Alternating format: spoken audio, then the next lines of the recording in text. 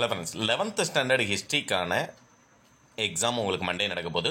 11th ஹிஸ்ட்ரியில் வந்து நமக்கு மேப்பு, காலக்கோடு 2 5 மார்க் அட்டன் பண்ணுறதுக்கு எதெல்லாம் இம்பார்ட்டன்ட், எப்படி கொஸ்டின் வரும் அப்படிங்கிறது நிறைய பேர் கேட்டிருந்தீங்க. உங்களுக்கு டைம்லைனை பொறுத்த வரைக்கும், காலக்கோடை பொறுத்த வரைக்கும் ஆங்கிலேயர் ஆட்சியின் கீழ் நிகழ்வுகள் ஏதேனும் 5 காலக்கோட்டில் குறிக்க அப்படின்னு தான் கேட்பாங்க.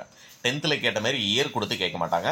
உங்களுக்கு இம்பார்ட்டன்ட் அப்படின்னம்னா சிவாஜியின் ஆட்சி கால நிகழ்வுகளை காலக்கோட்டில் குறிக்க ஏதாவது 5 வந்து ஞாபகம் வச்சுக்கிறீங்க. ஃபர்ஸ்ட் வந்து சிவாஜியினுடைய பிறப்பு 1627, அடுத்து தாதாஜி கொண்டதை மறைவு 1647, அப்சல் கானுடன் போர் 1659, செயின்ஸ்டகானுடன் போர் 1660, சிவாஜி சூரத் நகரை தாக்குதல் 1664, புரந்தர் உடன்படிக்கை 1665. அடுத்து 1674 சிவாஜி முடிசூட்டப்படுதல், 1680 சிவாஜி இறப்பு. இந்த சிவாஜியினுடைய நிகழ்வுகளை காலக்கோட்டில் குறிக்கணும். இதில் ஏதாவது 5 நிகழ்வுகளை நீங்கள் ஞாபகம் வச்சுக்கணும். இது ஒரு டாபிக் இம்பார்ட்டன்ட். ரெண்டாவது, முகலாயர் ஆட்சி காலத்தில் நிகழ்வுகளை ஏதேனும் 5 காலக்கோட்டில் குறிக்க. இது லாஸ்ட் இயர் பப்ளிக் எக்ஸாமில் நமக்கு கேட்டிருந்தாங்க.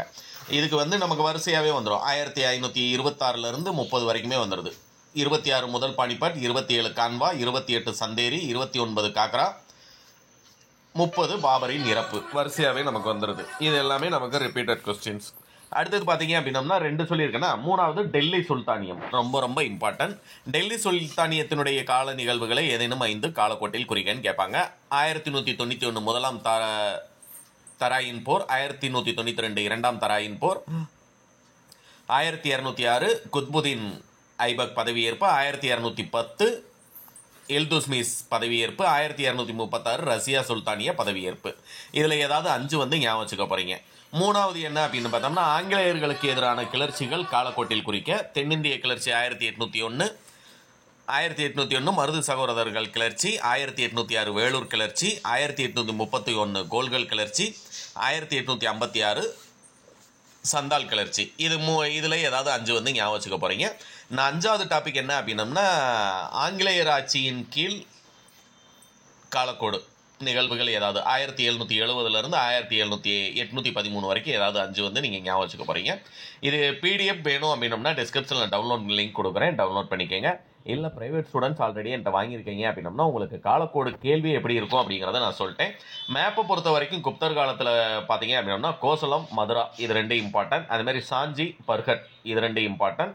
அடுத்து எல்லோரா எங்கே இருக்குது, அரபிக்கடல் பக்கத்தில் அப்படியே பார்த்துக்கோங்க. அதுமாதிரி இந்திய பெருங்கடல், வங்காள விரிகுடா, அரபிக்கடல் இது நாளை ஒரு தடவை ஞாபகத்தில் வச்சுக்கோங்க. அடுத்து பார்த்தீங்க அப்படின்னம்னா இதில் பார்த்தீங்கன்னா ஆக்ரா வந்து நமக்கு இம்பார்ட்டன்ட். பாட்னா, அகமதாபாத் பார்த்துக்கோங்க. டாமன் டையூ பார்த்துக்கோங்க. டாமன் டையூ கரெக்டாக குறிக்கணும் அப்படின்னம்னா பிடிஎஃப் வாங்கினவங்களுக்கு கரெக்டாக தெரியும். இதில் கொஞ்சம் ஸ்ட்ரைக் ஆகும்னு நினைக்கிறேன். டாமன் டையூ 2 நல்லா பார்த்துக்கோங்க. அடுத்து கோவா, அரபிக்கடல் கீழே அப்படி கீழே வந்தீங்கன்னா மும்பைக்கு கீழே வந்து கோவா குறிக்க போகிறோம்.